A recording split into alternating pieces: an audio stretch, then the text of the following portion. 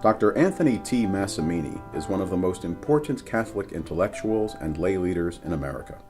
Born in 1928 into a large Italian-American family in South Philadelphia, Tony, as Dr. Massimini likes to be called, graduated from high school in 1945.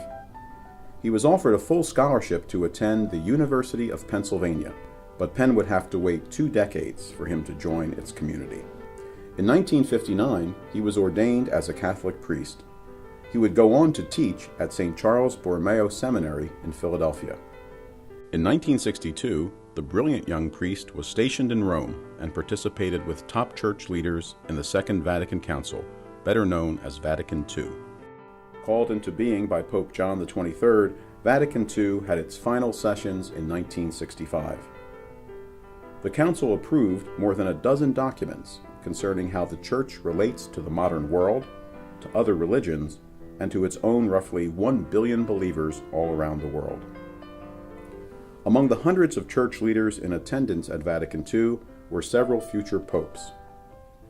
2 of them, Poland's Father Karol Wojtyła, who would then go on to become Pope John Paul II, and Germany's Father Joseph Ratzinger, who would later go on to become Pope Benedict XVI, was each then a young priest noted for his exceptional intellectual gifts and future leadership potential.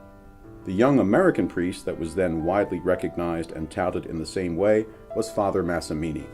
His theological erudition and mastery of Latin made him indispensable to the American delegation. At Vatican II, he was favored to meet with Pope John XXIII himself, and he would later have a private moment at the beloved Pope's deathbed. Today, a half-century after Vatican II, the character and consequences of what was decided by the Council are still being discussed and debated.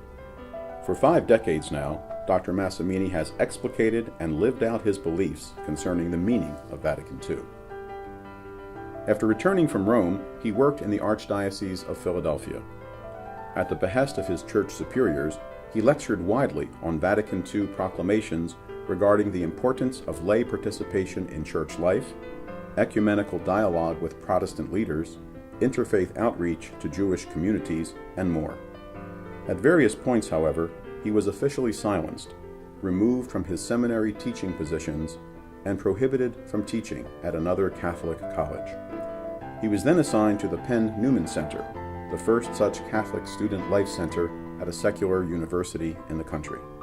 The Penn Newman Center was his last church post before leaving the priesthood. In 1971, he received dispensation from Pope Paul VI and returned to the laity. Thereafter, he earned a certificate in psychiatry at Hahnemann Medical School. He spent much of the 1970s as a teacher and administrator at Philadelphia's Thomas Jefferson Medical University. In the 1980s, he served as a psychotherapist at the city's Catch Community Health Clinic. Married as a practicing Catholic within the church, for 2 decades, Tony and his wife, Mary, lived among the Amish people in Lancaster, Pennsylvania. In the year 2000, he published The New Dance of Christ, Discovering Our Spiritual Self in a New, Evolving World. In recent years, he has launched a blog, 21st Century Catholic, written a handbook on the 21st Century Parish, completed a novel, conducted training for church officials in the Archdiocese of Camden, New Jersey, and continued public speaking on spirituality, the contemporary church, and more. Now in his mid-80s and still going strong, Dr. Massimini's lifelong intellectual and spiritual journey, his unique personal witness to Vatican II, has engaged and inspired people of all faiths and of no faith. With a doctorate in theology, study and practice in psychiatry, and writings on topics ranging from contemporary physics to classical philosophy, it is yet Tony's deep humility and heartwarming humor that define this humane and learned leader's character.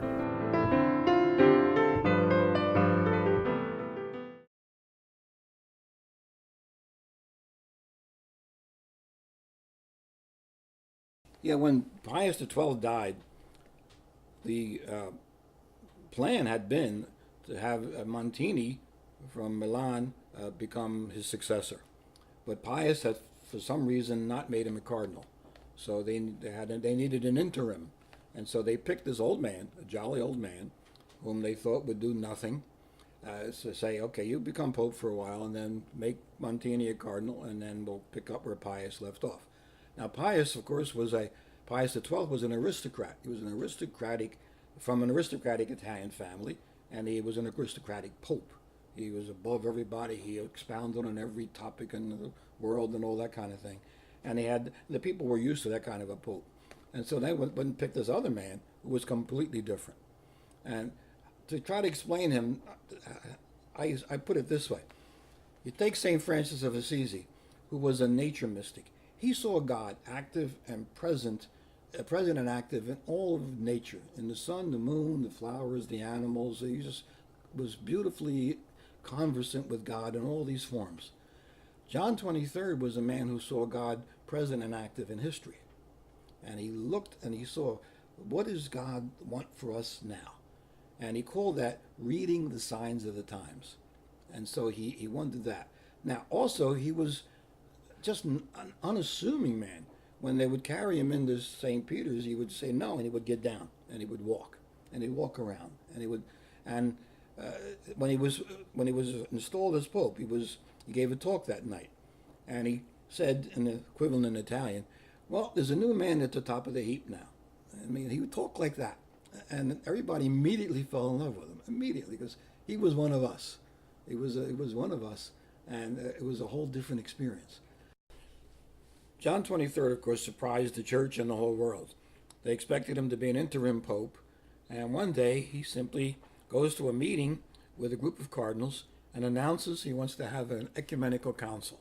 There have only been 20 of them beforehand in the whole history of the church. And the report is his announcement was met with cool silence. These men were not ready for this. They didn't want it, and they saw no need for it. And so, but he said so they said, okay, they would obey him. So he asked for preparation, and he wanted the Curia to create documents to send all the bishops of the world so that they would have their input to see what they wanted for this council. Now, what did he want? He was vague at first. He wasn't sure. He couldn't put it in good terms, but he just wanted to put the faith in the language of the people. He didn't want to have any more new doctrines, new pronouncements. Just take what we already believe. It's not in the language of the people. It's not getting to the people, and it's not getting to the everyday world. So put it in that language, which meant change the whole style of the church. It meant, how do we approach our own laity, and how do we approach the world outside of the church? So that was a big change. The Curia did not want this. And the popes, through the 19th century into the 20th century, condemned certain parts of the everyday modern world. So they condemned the separation of church and state. They condemned the freedom of the press. They thought it was lunacy for people to have freedom of the press. They condemned any kind of freedom or the ability to express yourself. This was no good. You're not supposed to express yourself. You're supposed to obey the church. You're supposed to do these things. So they condemned that. They condemned the freedom of conscience and freedom of religion. And in Spain, they had worked out some secularizing movement there. And with that in mind, one of the popes said, it's okay if the Catholics are not a majority in a country, it's okay, we can tolerate that we're not. But if the Catholics are a majority, it's better that that country should be a Catholic country. It should be run by Catholic rules and Catholic laws, okay? And all this type of thing. Now, they were saying these things decades after all these freedoms had been written into the American Constitution. So there was a de facto dissidence, made the country of America dissident, even though they really weren't paying attention to us at that point. So all of this was going on, all this anti-modern ideas. And the theologians who were trying to bring the church into the modern world were all silenced and condemned. So Schillebeeckx, Congar, Desjardins, Karl Rahner, all the biggest names in theology were condemned and silenced and kept quiet. In America, John Courtney Murray, who was an American Jesuit, who was writing on the American experience of the separation of church and state and freedom of religion, he was told to stop writing, quit, to the point where he asked the superior, what should I do? And he said, John, write poetry. He said, that's how bad it was. So all of that was going on before Vatican II. And so so John said, we have to do something. As I said, John saw God acting in history. And he said, history is changing. The modern world has replaced the world of the medieval world. It has replaced the Renaissance. We now have modern nation states. We have modern democracies, modern freedoms. We have modern science. We have modern business. We have modern psychiatry and psychology that explains better who we are.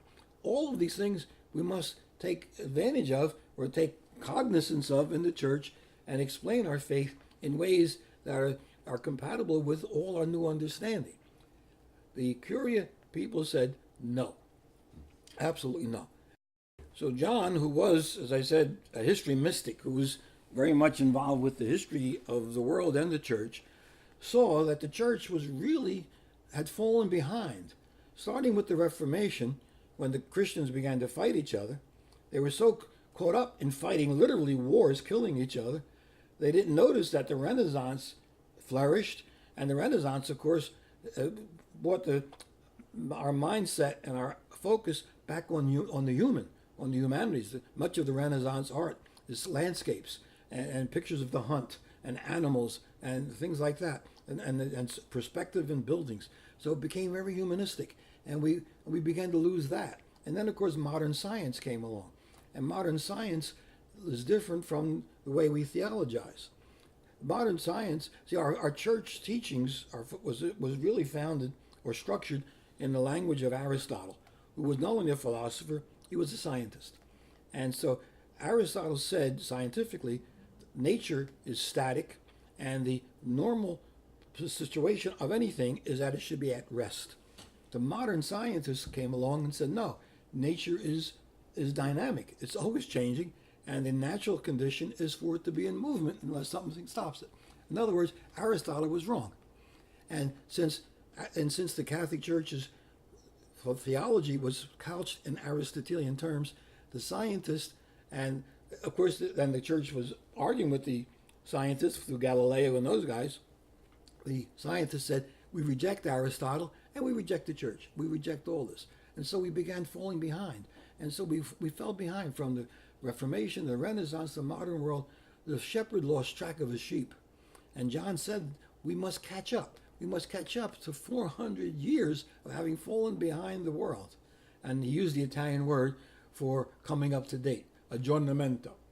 In that speech, in the first speech, the opening speech of Vatican II, John 23rd spoke about these prophets of gloom, meaning the Curia, because they were the ones he was with every day, all day, who were forecasting the end of the world and a deterioration of conditions in the world, and that it was only the church that was magnificent, and only the church had the truth, and the church and the world was moving away, and it was the world's fault, and that set up really the major dichotomy in the whole Vatican II up until this very day. There was a Curia that had a very pessimistic view of the everyday world. They saw it as sinful, as something to be avoided, and something to be preached at, and condemned, judged and condemned, and preached at it. And John 23rd saw, and the majority saw it as the everyday world with whom we should dialogue. Is the humanity that Jesus Christ himself took on, and therefore we should dialogue with it and humbly listen to it, learn from it, and teach it, and we could help to elevate it and necessarily correct it in order to help save it, but nevertheless respect it and take its terms and be able to express our faith in those terms. So there was the whole dichotomy between a pessimistic view of the world and an optimistic view of the world, not rose-colored, but more optimistic. And that dichotomy ran all the way through the documents and runs to this very day. On the very first day the council opened for official business, two fantastically important things happened.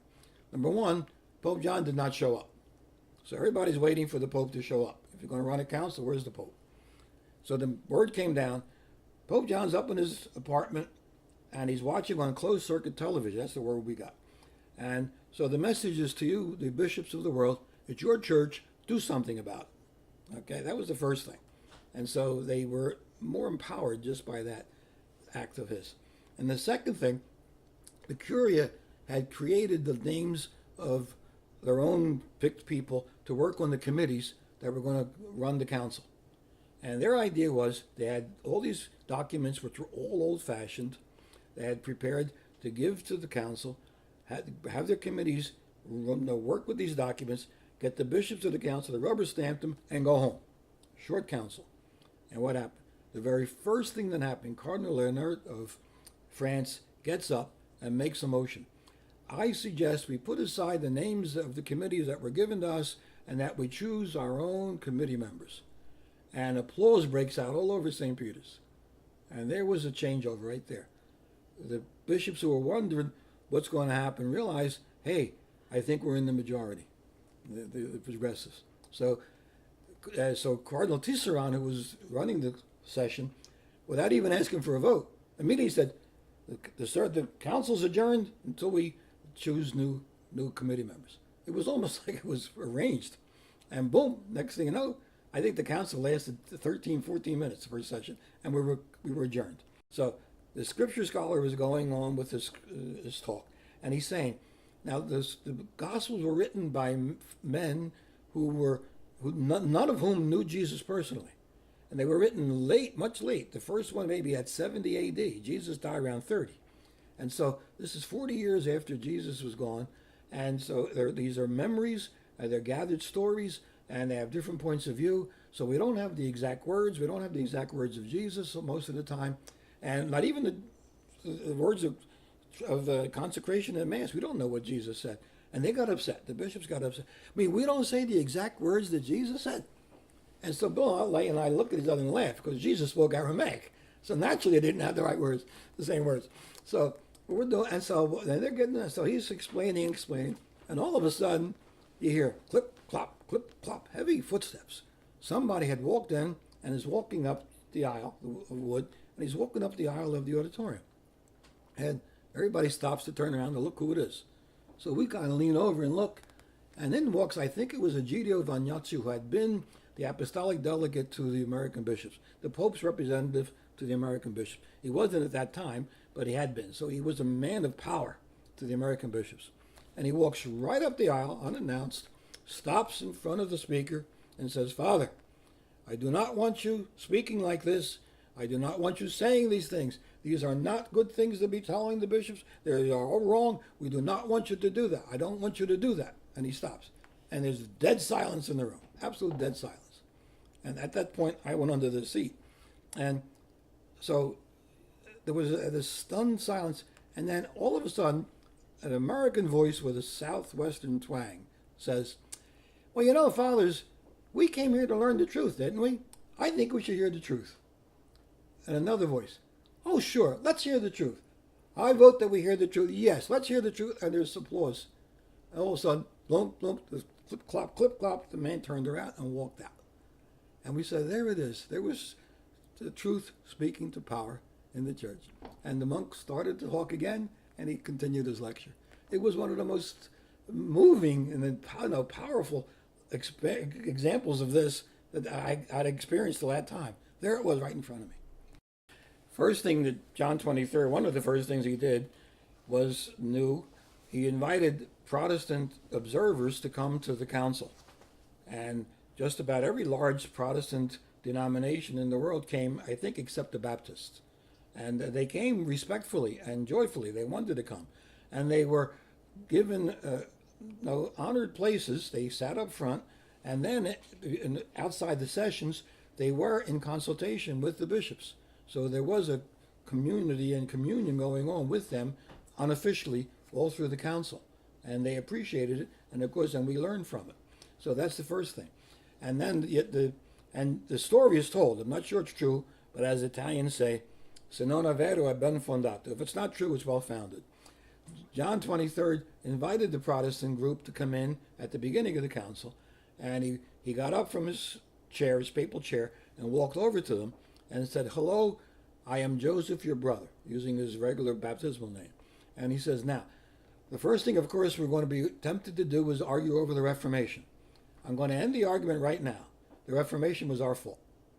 And he said that to the Protestants, okay? And that started the new mentality, the new mentality. So what it meant was this. In the old days, if we wanted ecumenism, which really wasn't ecumenism, we wanted return. We wanted the Protestants to return to the Catholic Church. If admit you were wrong and come back and become Catholics again. Okay? It wasn't working, and it didn't work. Now, Vatican II said, no, let's not do that. And Hans Kung himself put it very nicely. I'm not going to ask you to give up your principles, because if you do, I won't respect you.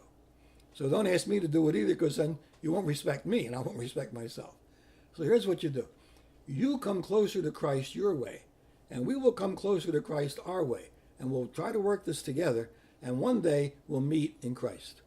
And so there was mutual respect given to all the different non-Catholic churches. And they did have things, they had some things that we needed anyway. They had the greater appreciation of the Bible, of the Scriptures, and the greater appreciation of lay involvement in the church. They had all those things to offer to the Catholic Church. We, of course, say we have the fullness of the faith that Jesus wants. So they respect what we say, we respect what they say. And so there was a very great ecumenical movement that broke out, very spirited, very hopeful, and then it died.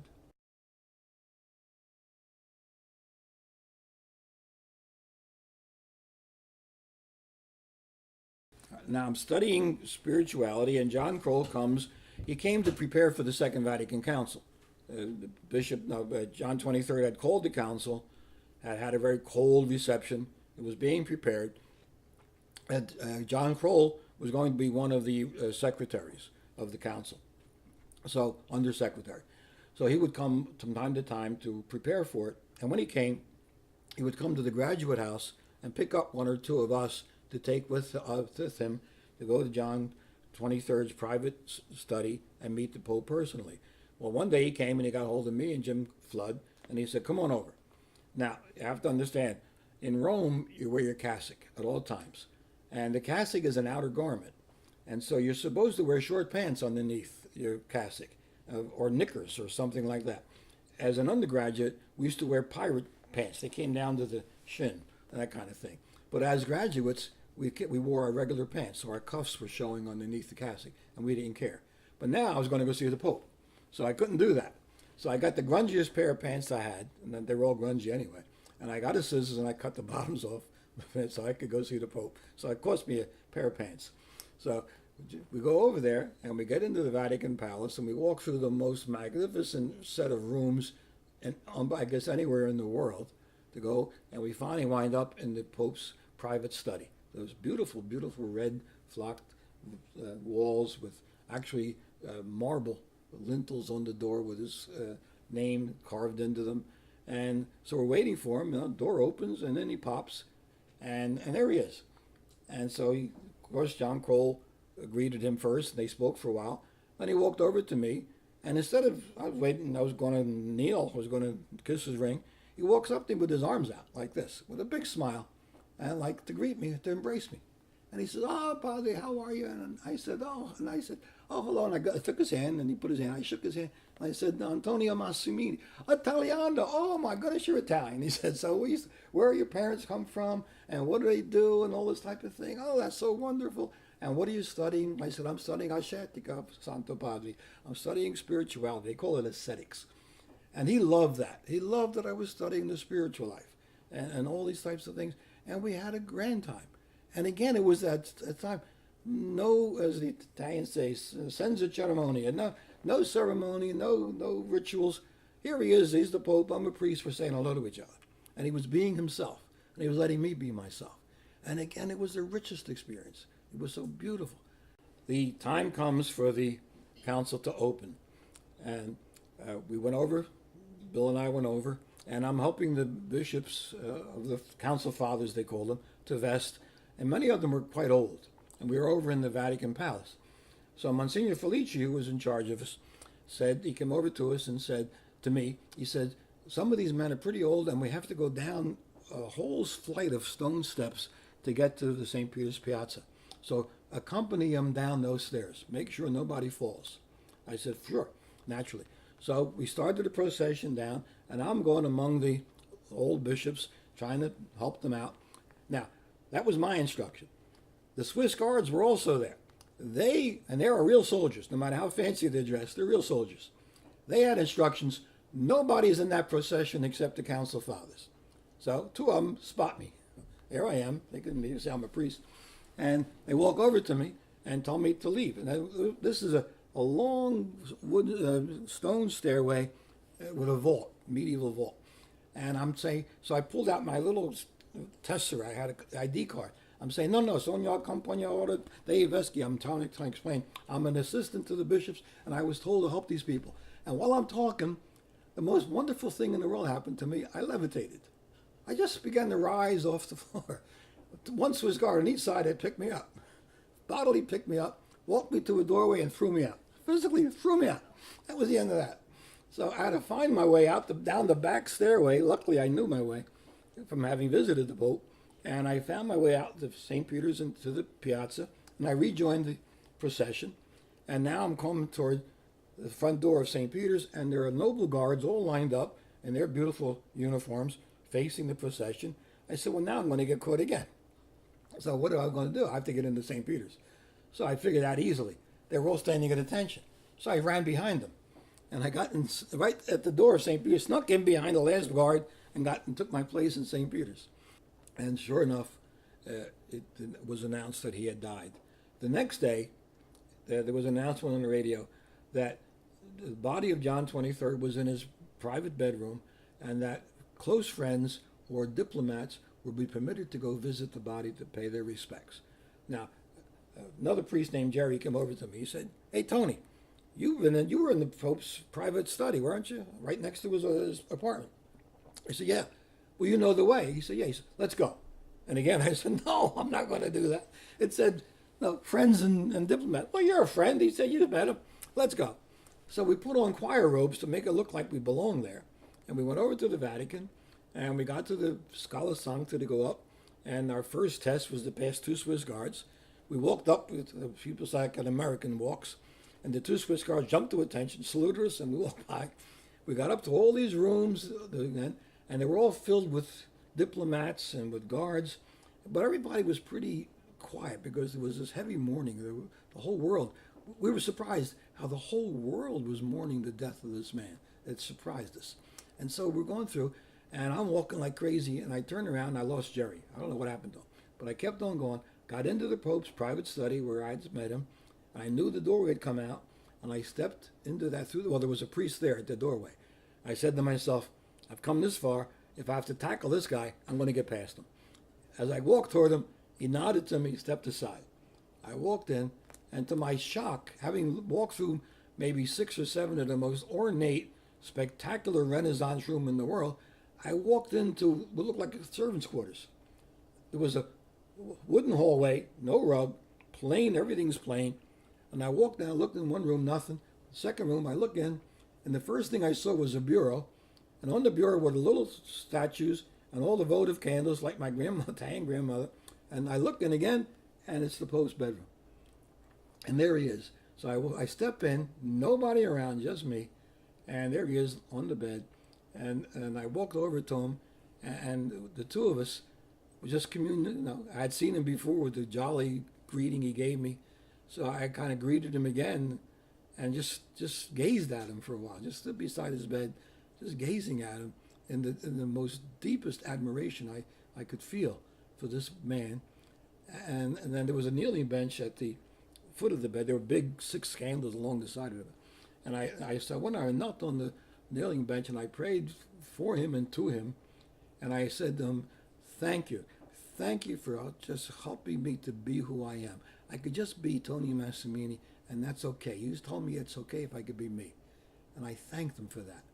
And it was one of the most touching moments of my life. And then I got up and I walked away.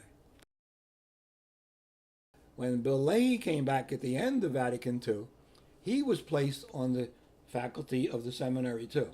Within about 2 or 3 months, and of course the students flooded him because he knew everything about the council. He had been there all 4 sessions, and let me tell you what he did. Starting at the first session, he realized, of course, that the American bishops weren't good in Latin because we were writing their speeches for them. So what he did is, at the end of each session, each day, he gathered together what he thought were the most important speeches of that day. He made little English précis of them, little summaries of the speeches, typed them out on a mimeograph stencil, ran them off, got on his Vespa, and went to where all the American bishops were staying throughout Rome and gave them a copy of the speeches in English every day. In the meantime, he had already gotten his license in theology. He was also studying for a doctorate in theology. This is as brilliant this young man was. He was doing all this at once. So he created what he called the Vatican Digest. He did all this work. He gathered together every document of the council, from the very first version to every major change that went through to the final version. He gathered all that material together and brought it back with him. Nobody ever asked him a question about it. Nobody mentioned it. Nobody asked him anything. The students were, except the students, they were asking him like crazy. He was talking to them. About 2 or 3 months later, the rector of the seminary called him in and said, I don't want you on the faculty anymore, because your idea of the church is not the same as mine. You're out. You're going to go to a parish.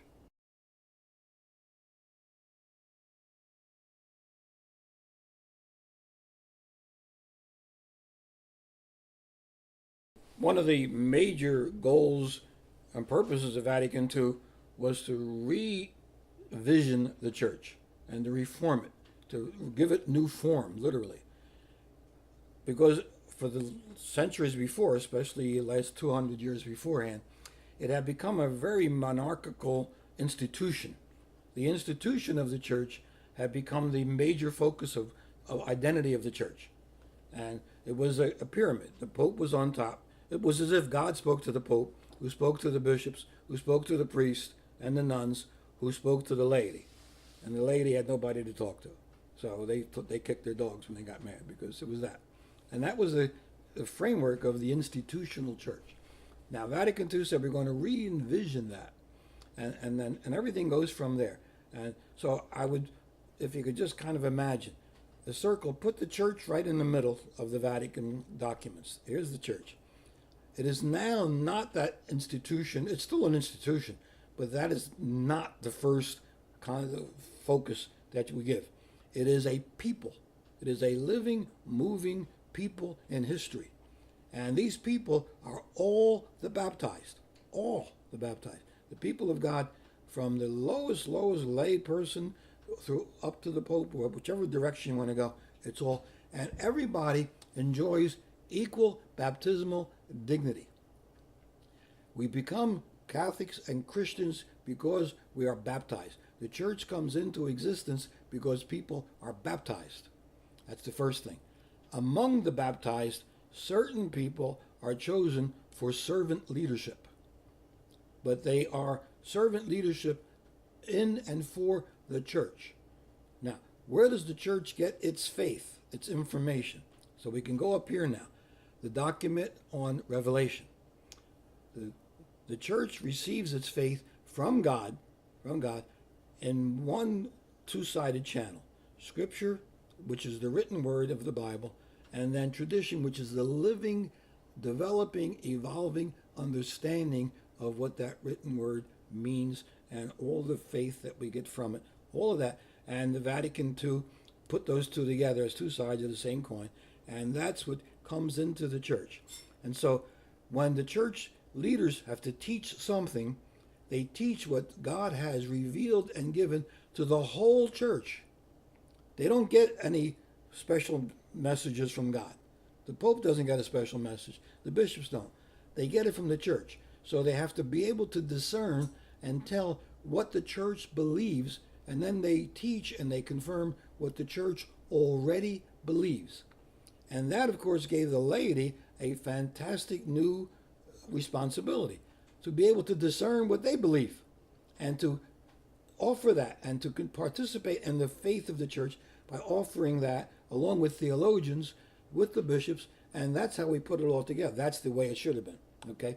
So you have the church in the middle, Revelation here, and then the church believes, and then the teachers teach what the church believes, and then the church prays and celebrates its belief and its worship of God in the liturgy. There was, in the ecumenical discussions, we had to get rid of what we called our triumphalism. We had all the truth, and all the other Christians were wrong. And we were the church, they were not.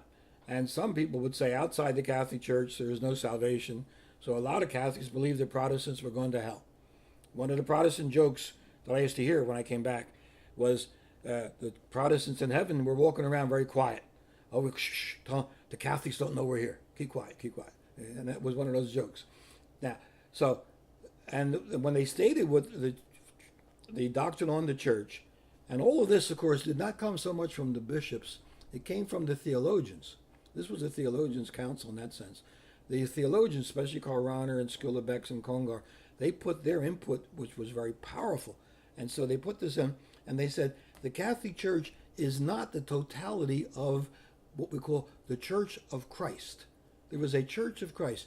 There was the people who receive the grace and faith of Christ, who receive it in their own way. And that goes beyond the visible boundaries of the Catholic Church. This was new. This was new. And so they said, well, how do we account for that? How do we account for that Protestants could be part of the Church of Christ? And they said, well, the Catholic Church is the real church, and they are not. They said, well, no, that doesn't make sense. So they said, they used this word. The fullness of the church subsists. It lives in the Catholic Church. But the other churches have enough of the grace of Christ to be called churches. They could be called church too.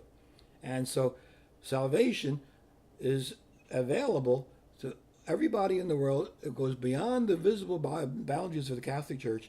It goes into the Protestants, goes into the Jews, the Muslims, the Buddhists, and even so far into people who never heard of God, never heard of Christ, if they are living lives of goodwill and love, consistent goodwill and love, the grace of God is in them. You can't do that without the grace of God. They say with nature being fallen as it is, you can't live consistent love without the grace of God.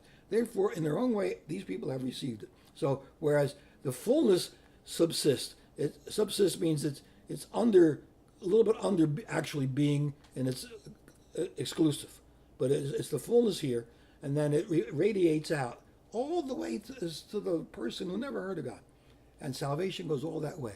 And this, of course, caused great consternation to all the fundamentalists in the Christian world. I was talking at a seminary in Lancaster, in a Protestant seminary. One of the young students said, who belongs to Christ? I said, everybody in the world who lives consistently in goodwill and love, and it's a mark of their life, they are belonging to Christ. They can have salvation. And he said to me, sir, you are confused. So it's caused great consternation. Lumen Gentium is the document on the church. It's the first two words of the document. It means the church is the light of the world.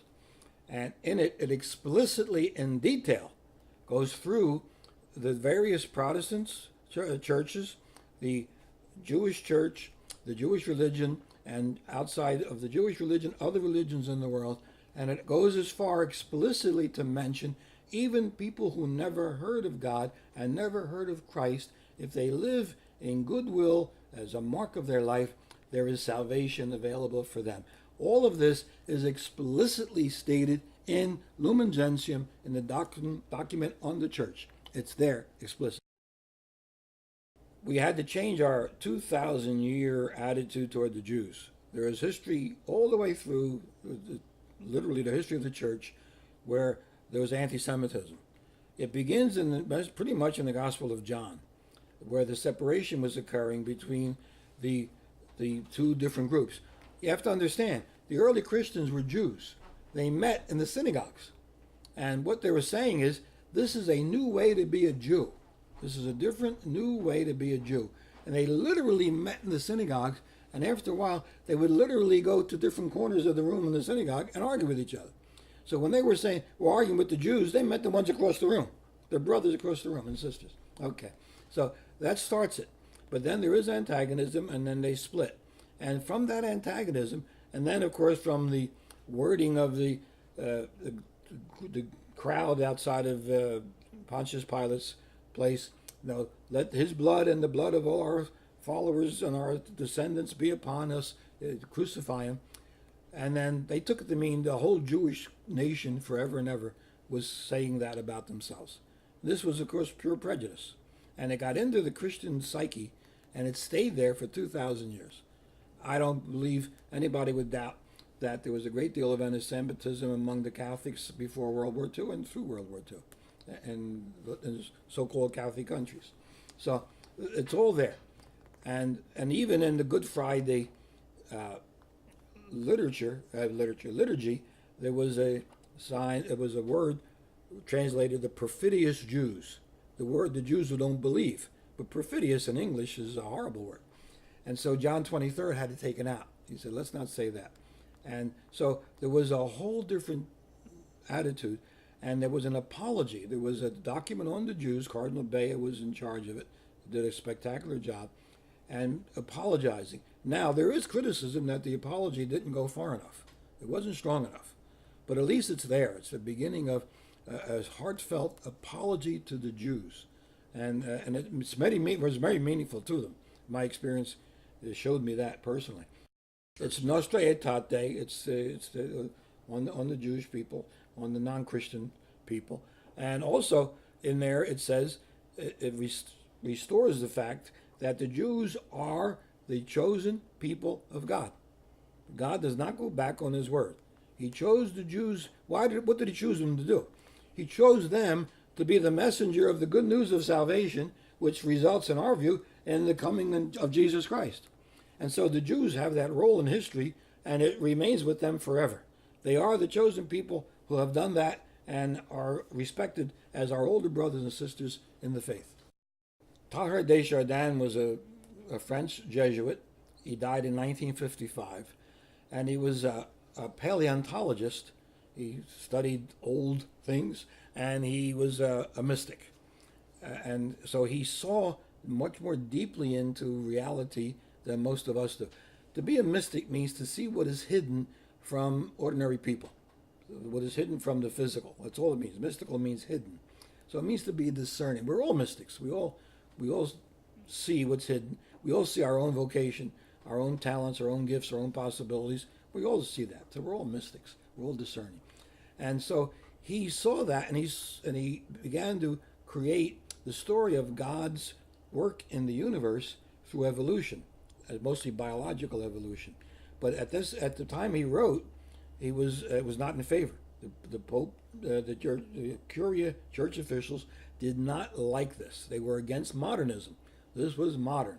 So they would not allow him to publish his books. And as a matter of fact, they saw to it that he was transferred to China. And as I like to say, that's because the moon wasn't open. They'd have sent him there. And in China, he continued his paleontology, and he continued his work and his writings. And to the point where one day he was out in the desert in China, and he was going to say Mass, and he forgot to bring the bread and wine. So he simply scooped up a handful of sand and offered it up to God, because the whole world to him was filled with God. He said, we are in a divine milieu. And he wrote the Phenomenon of Man, which was the biological evolution of man and the spirit. So he did all these things, but he was persona non grata. He was not permitted to publish his books. He was not permitted to be taught in the seminaries. And so when, in my doctoral studies, when the priest taught us that, he did it in secret and in fear. And it wasn't until I was at Vatican II and I heard the Vatican fathers speaking about him in a positive way in their speeches that I did my first act of disobedience, and I went to the American bookstore and bought his books, because his friends, his lay friends, had them published. So I bought some of his books and read them. So that's how it worked out. So he now, of course, has been fully accepted. The whole idea of evolutionary spirituality is fully in force. There's a man named Brian Swim, who's a cosmologist and a mystic, who writes books beautifully, writes beautiful books with Thomas Berry, a priest, and he wrote the whole evolution story. And so that is now part of the mainstream of spirituality. Bernard Lonergan, the great theologian, one of the greatest theologians of the 20th century, was one of my professors. And he was chatting with us once at our college at the Graduate Hall. And he said, it's a good thing the church is not a fire department, because you usually arise on the world scene late and out of breath. And with Desjardins, it was a perfect example. Okay? So, and with Vatican II almost, it was another example. It's not science's business, and scientists ought to know their own business. They ought to know that they are dealing with space-time and the functions and laws of space-time. They're dealing with what they find is already here, and fine. And again, theology says there is no evidence of God in the universe. Evidence means that which, once seen and understood, compels a person to agree that that's true. There's nothing in the universe that would compel you to say God exists. To somebody who has faith, the whole universe proclaims the glory of God. Okay? Either you have faith or you don't. It's just that easy. So scientists should know that. And I tell scientists that. Don't give me any theological conclusions from science because they're not there. And I won't give you any scientific stuff from faith because faith is faith. I will use your science as examples, but you don't have to believe it. But working with our culture, accepting all that, uplifting it, correcting where it's necessary, celebrating it with the gift of Jesus Christ, and also working with the community at large, with the world at large, to help to uplift and correct when necessary, again, humanize. As Vatican II says, we believe we can help to humanize the world. St. Irenaeus said, the glory of God is people fully alive. Our job, the job of the church is not what goes on in the church building. The job and mission of the church is what goes on every day in the world. Right? What happens in the church building is like headquarters to get people formed to go out and do the job in the everyday world. Right? So the priest tends to pull everybody into the church building. That's not where it belongs. At the end of Mass, he says, go. Ite missa est. Go. Right? You go out there and do the church's work. We would have that. We'd have a church in the world that respected the world, not accept everything. Our culture is down the tubes in many ways, and but part of the reason is ours. We weren't there to help it. So they have a splinter in their eye. We have a 2x4 in our eye.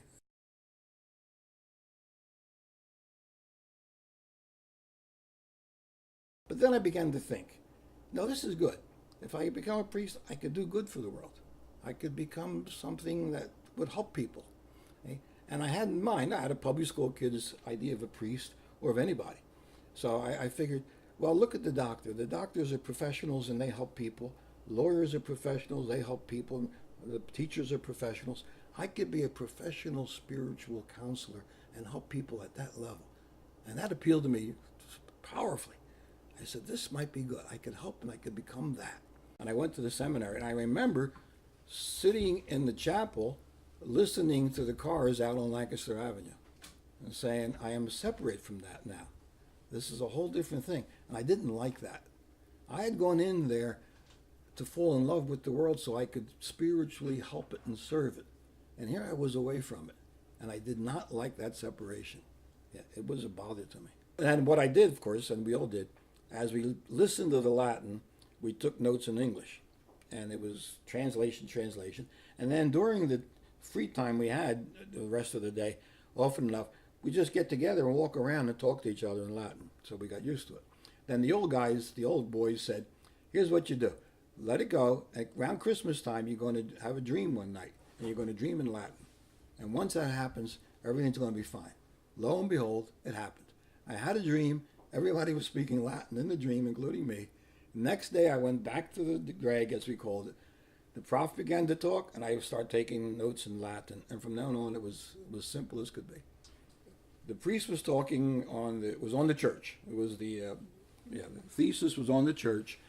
And he said, Regnum Dei non est mere eschatologicum, sed incipitur hic interis. And I jumped. The kingdom of God is not only eschatological. It doesn't begin after we die. It's already here, right here, now, with us on earth. And I felt like the lights went on in the aula. We call it the aula, the hall, the Latin for hall. Like the lights went on. I realized God's here. God's all around us, all with us. Now, I'm a public school guy. I had never had a theology course. Theology was brand new to me. And I'm realizing God is with us. God is within us. Everything is an example of God, expression of God. And it changed my life.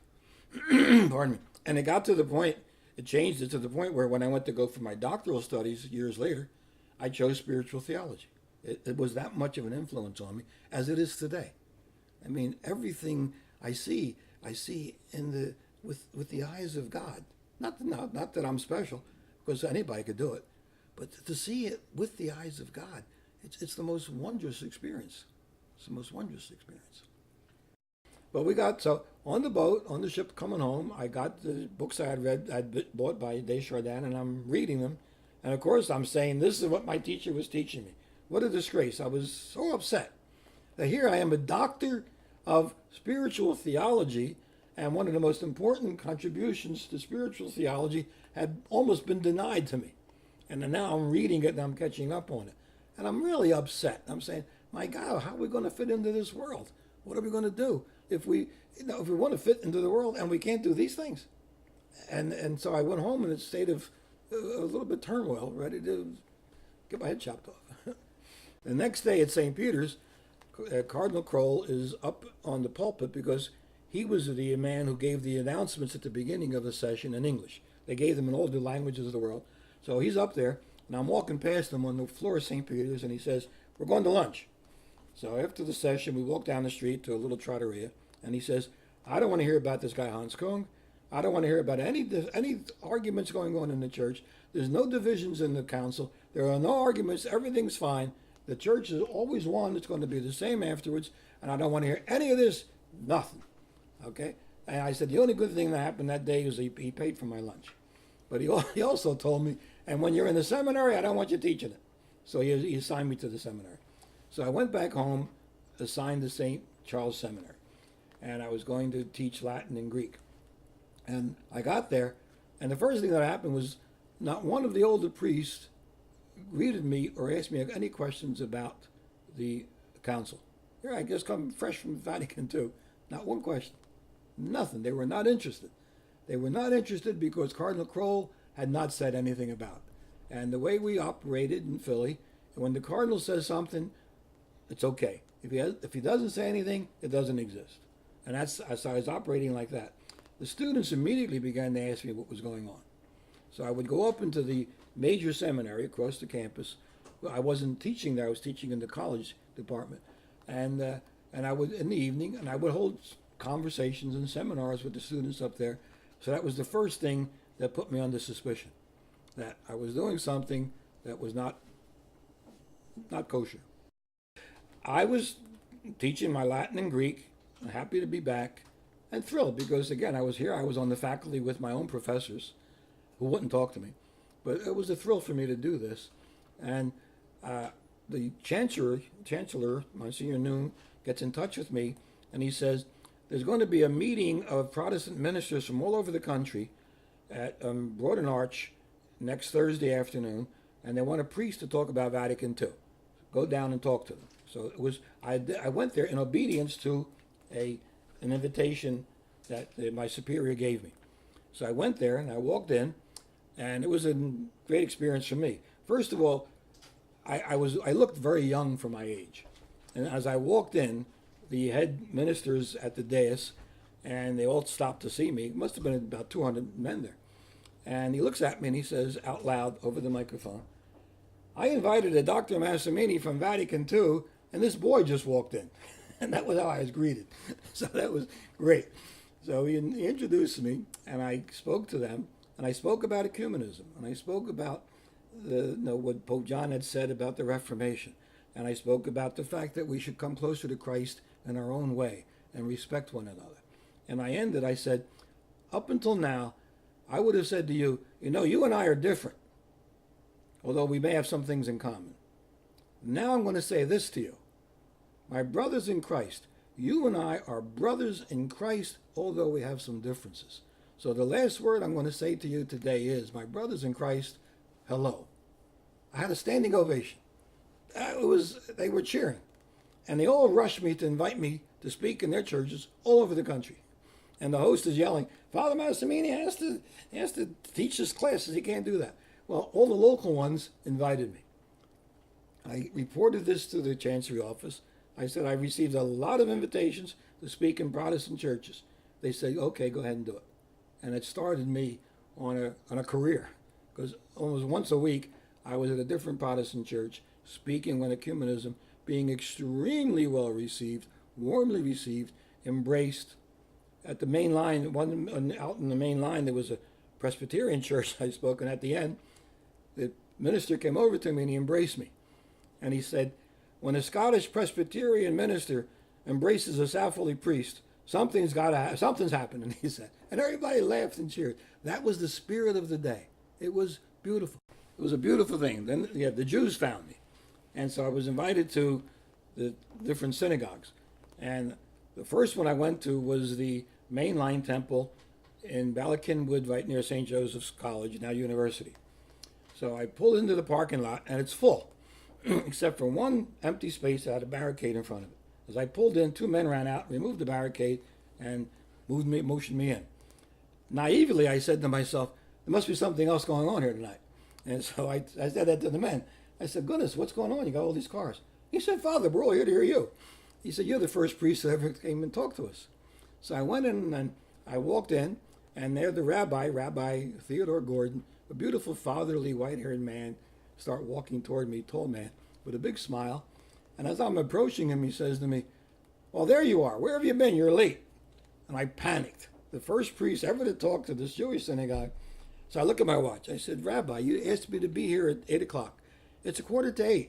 I'm 15 minutes early. He said, you're 2,000 years late. Where have you been?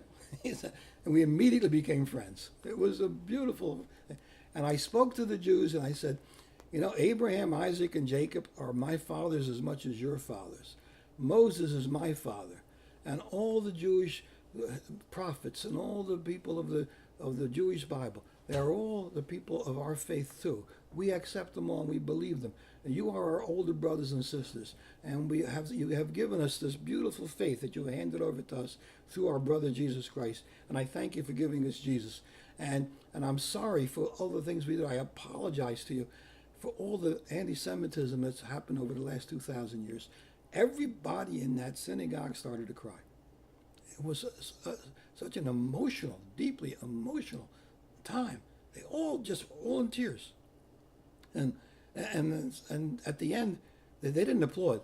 They just walked up to me. I think every one of them hugged me. Every one of them. It was the most beautiful, beautiful thing that you could imagine.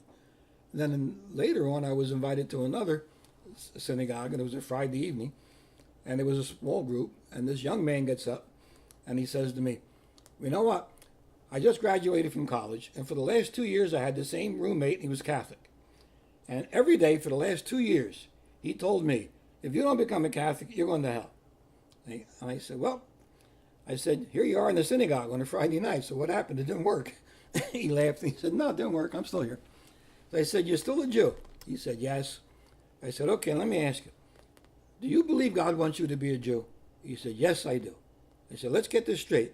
You believe in your heart of hearts that God wants you to live your entire life as a Jew? He said, yes, I do. I said, young man, if you become a Catholic, you're going to go to hell. And everybody, well, I said, well, you know, you'd be a hypocrite, wouldn't you? He said, yes. I said, God doesn't want hypocrites. I said, just you're doing fine. And this is how I got along with the Jews.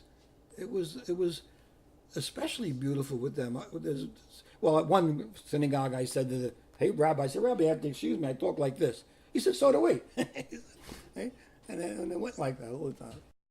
And one night, I was speaking there, and I mentioned the possibility of evolution and how we have to reconstruct our ideas of original sin if evolution is part of it, and that the Pope said it has to be Adam and Eve, but he did open the door a little bit, Pius XII, to evolution. So we have to consider a possibility that there was more than one man and one woman at the beginning of the human community, and therefore how we understand original sin. Woman gets up in front of me. That's a lie. I with the Immaculata, that's heresy. I curse you. I curse your family. Forward, generations, I curse. And she starts screaming in hysteria at me.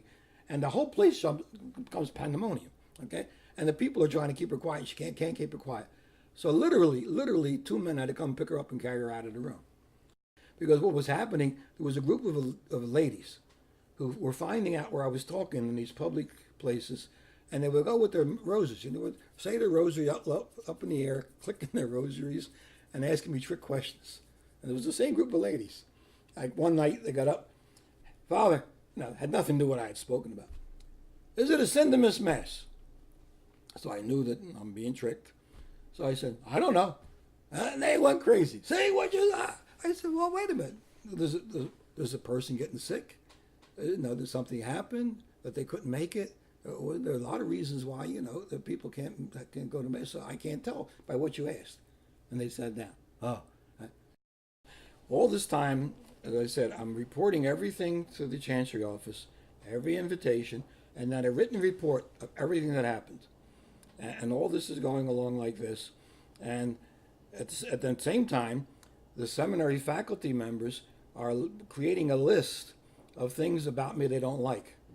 And they send this to Cardinal Kroll. So Cardinal Kroll calls me into his residence up on City Line. And he says, I got to talk to you about these things. And we were like two boxers. We walked into this ornate room. He took a seat in one corner of the room. I took a seat in the other corner. It was unbelievable. We sat in the two corners. And from his corner, he started shouting these accusations at me. And each one he shouted at me. I listened, and I explained. I said, no, that's not what happened.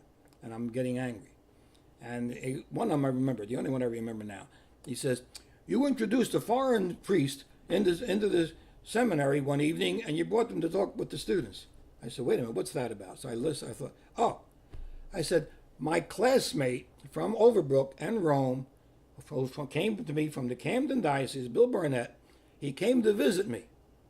And he came right after dinner, and I said, I have a seminar tonight. And I went to the rector, the room, to see if he was there, to tell him I was going to bring Bill with me. He was out. I went to the vice rector's room. He was out. I asked Bill to come with me to the seminar.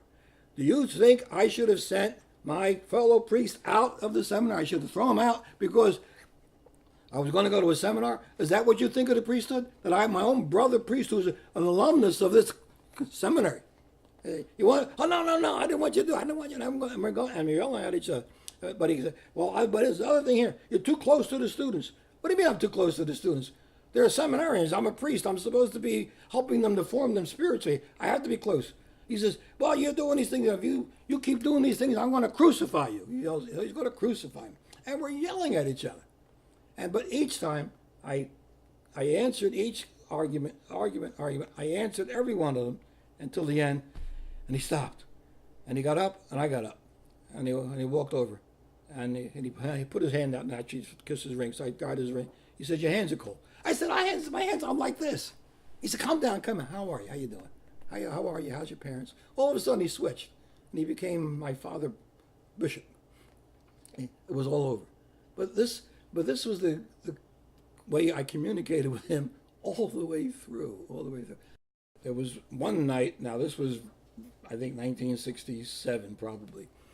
I was asked to speak at a Presbyterian church in Swarthmore to a group of Presbyterian businessmen.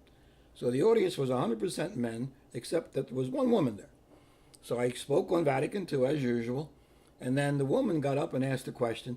She said, what's the Pope doing about birth control? And I said, well, he's got a commission that he's studying. He has asked it, in other words, he has asked the church, what does the church believe? This is Vatican II. The Pope will teach what the whole church believes. He's asking the church through this commission.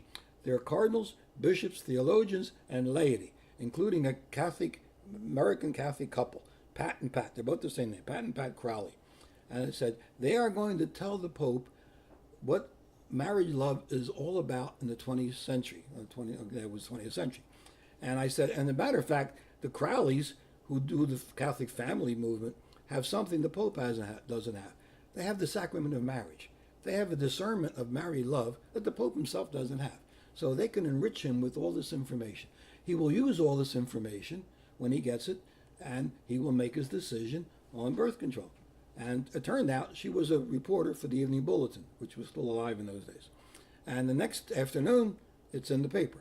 And I looked at it. Somebody came in my room and showed it to me. Hey, would you look at this? So I read it, and it was an exact quote. Phone rings, and one of my fellow priests is calling me from downtown.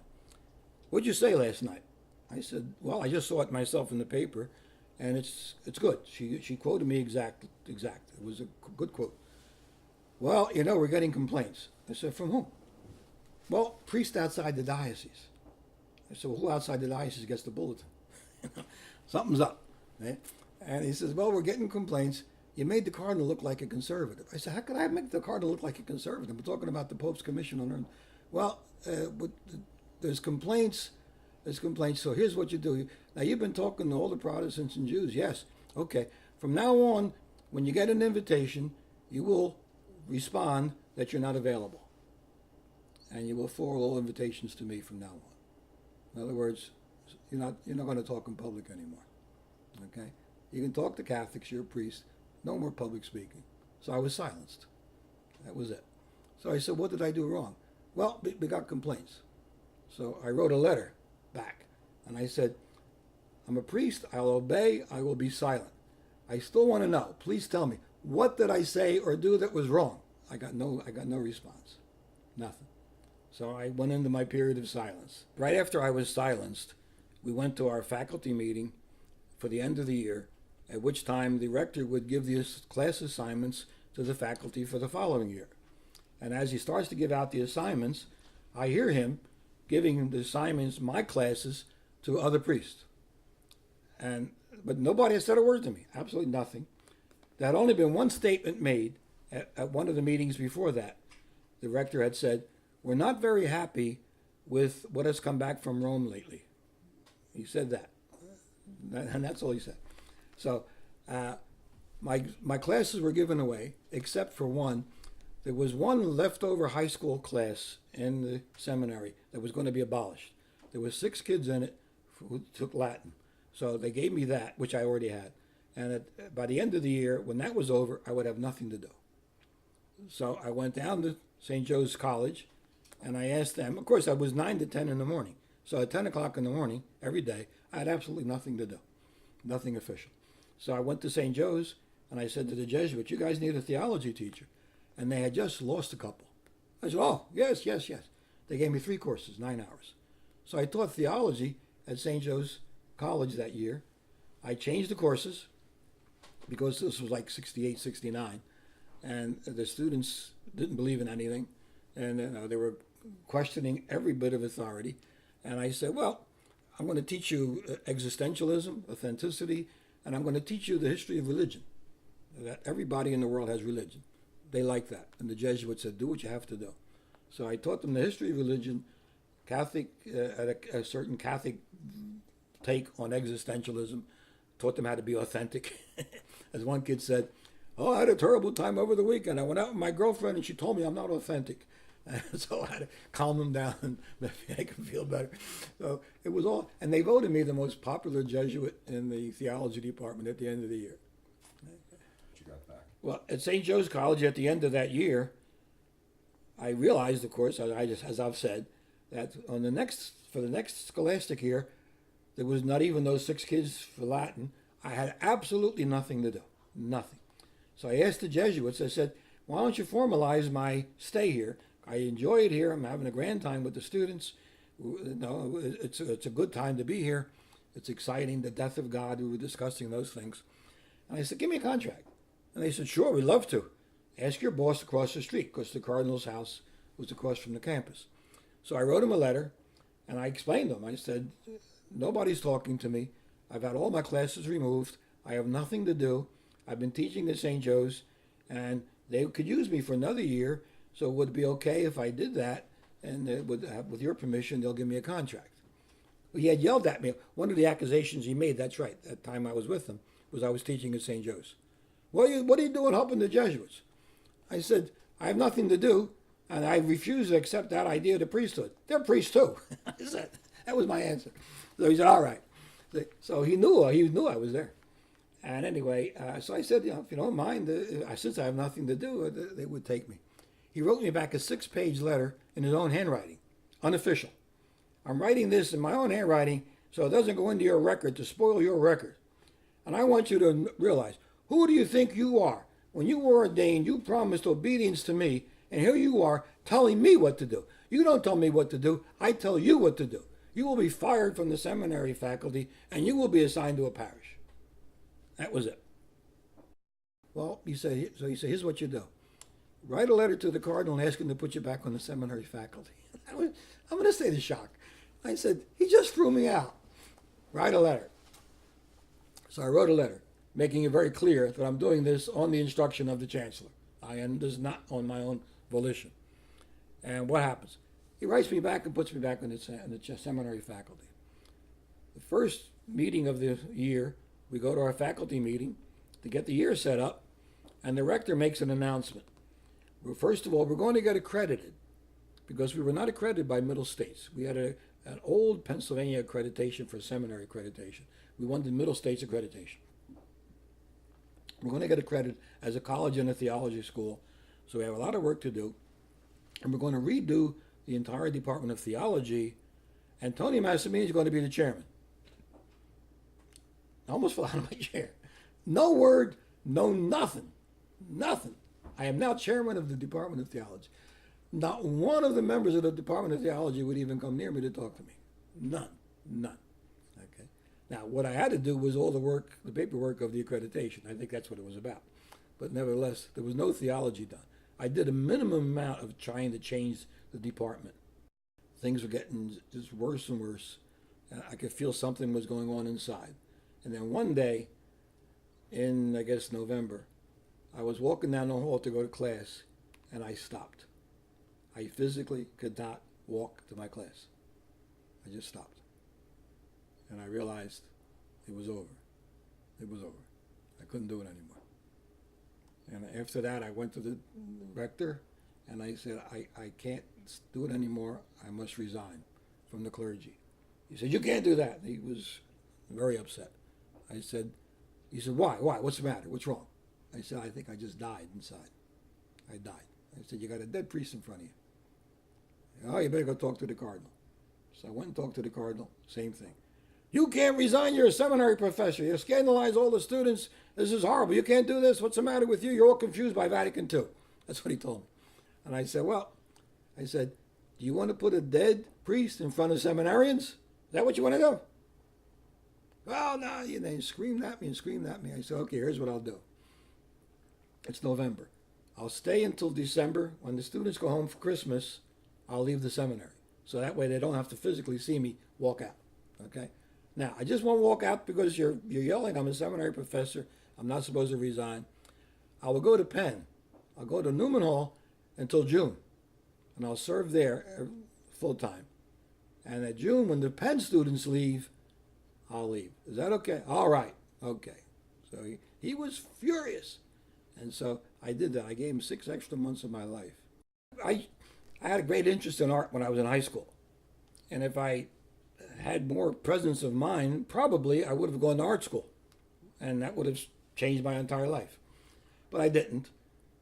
So I was always doing artwork. Even in the seminary, I was doing artwork on the side in my free time. So when I got a chance, when I was back home from Rome and I was at the seminary, they were teaching oil painting at the Philadelphia Museum of Art. So I would sneak over to the Museum of Art with my civvies on and take art courses and paint. And once in a while, there was a nude model, which I painted. And I figured, that's all right, Michelangelo did it, I could do it. And then 2 things happened. Once, and I told the teacher who I was, and he couldn't contain himself. So he told some of the other people, and they were upset. What's a priest doing here? So I quit that course. Next year I went back again anyway, and I'm doing, this was a summer course, and it was an all-day course. So we had a model, and I painted the whole morning, which is maybe 4 or 5 ladies and me, and I painted all morning, and then we used to have lunch together. So they left to go to lunch, and I stayed for a while, and then I walked into the lunchroom. They were looking over to me. What's the matter with you over there? Come over. Instead, I got up and I ran back to the studio, got the turpentine, and wiped out the entire morning's work. And I went back and I ate lunch, and I came back and they said, "What did you do?" I said, "Everything I'm doing is too small. It's crowded. Everything I was painting was crowded." And so this woman, a Jewish lady, looking at me, she says, "What? You know what? Do yourself a favor," she said. I said, "What?" She said, "Get yourself a bigger brush." So I laughed. I said, "I never thought of that." So I went across the hall to the store and I bought a bigger brush. But then I realized she was telling me something else. I needed a bigger brush my entire life. And when I resigned, I thought of her. I said to her, "Thank you. I got the bigger brush."